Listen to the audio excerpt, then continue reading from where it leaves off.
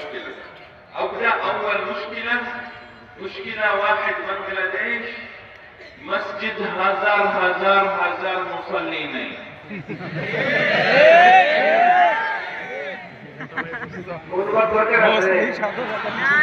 সবাই বুঝছেন না? বলেন আমি বাংলাদেশের 3টা সমস্যা নিয়ে আলোচনা করব। একজন বিদেশি মানুষ আমাদের সমস্যাগুলো নিয়ে আলোচনা করেন, আমরা খুশি তো নাকি? হ্যাঁ, আলহামদুলিল্লাহ বলেন।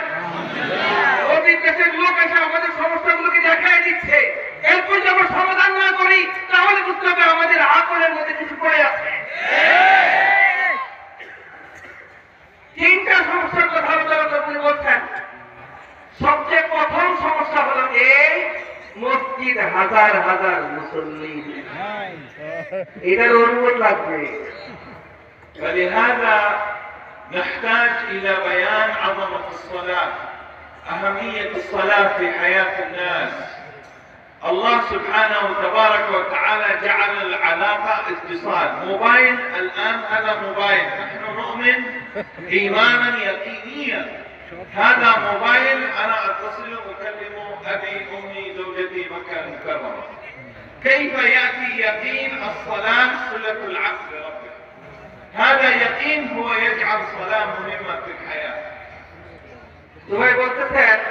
সুতরাং এই কারণে আমি আপনাদের সামনে এখন নামাজের আজমত, নামাজের ফজিলত, নামাজের গুরুত্ব, আহমিয়ত নিয়ে কথা বলবো।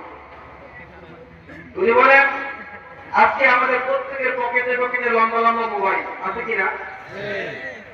এই মোবাইলের মাধ্যমে আমি বাংলাদেশে বসে টিপ দেই আর আমি আমার পরিবারের সাথে কথা বলি।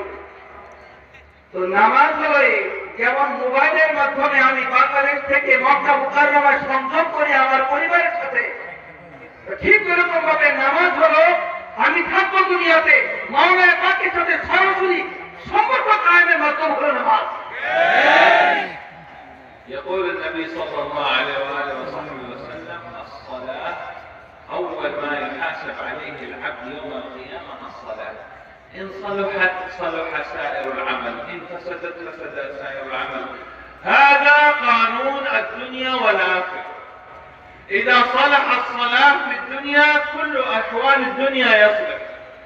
نحن بنغلاديش صلاة صحيحة، محمد يونس صحيح. كل أحوال تجارة، تكة، زراعة، صناعة، إذا يصح الصلاة كله يصح، إذا يفسد الصلاة كل شيء يفسد.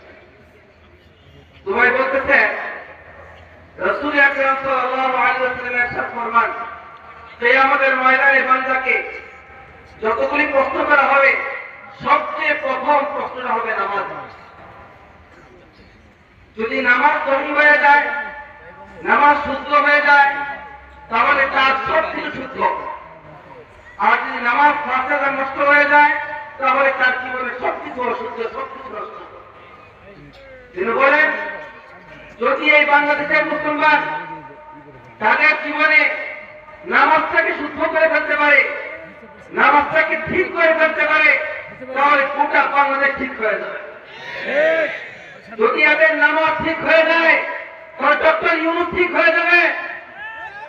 যদি এদের নামাজ ঠিক হয়ে যায় তাহলে বাঙালিদের ব্যবসা বাণিজ্য ঠিক হয়ে যাবে, বাঙালিদের আর্থিক সমস্যা দূর হয়ে যাবে, বাংলাদেশের সমস্ত সমস্যা দূর হয়ে যাবে যদি এদের নামাজ ঠিক হয়ে যায়।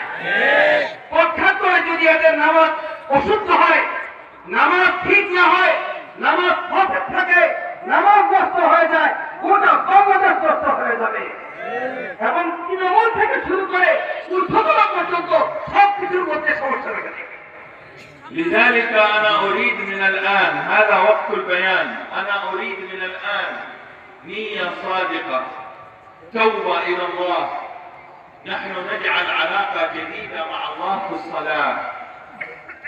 نحن لا نريد صلاة على كيفنا، أن الله سبحانه تبارك وتعالى يقول إن الصلاة كانت على المؤمنين كتابا موقوتا، أي أن كل صلاة لها وقتها، لها جماعتها. ما فائدة نحن صلاة بيان بيان بيان، صلاة صلاة صلاة صلاة صلاة صلاة، أنتم نماز فجر، الله أكبر، نماز فجر، أنتم لا فائدة. نحن نريد حقيقة مصلي، نماز فجر، نماز ظهر، نماز عصر، نماز مغرب، نماز عشاء، جماعة مسجد. أنت مسؤول، بيتك مهيلة، وأمر أهلك بالصلاة واصطبر عليها، نحن نرزقك والعافية.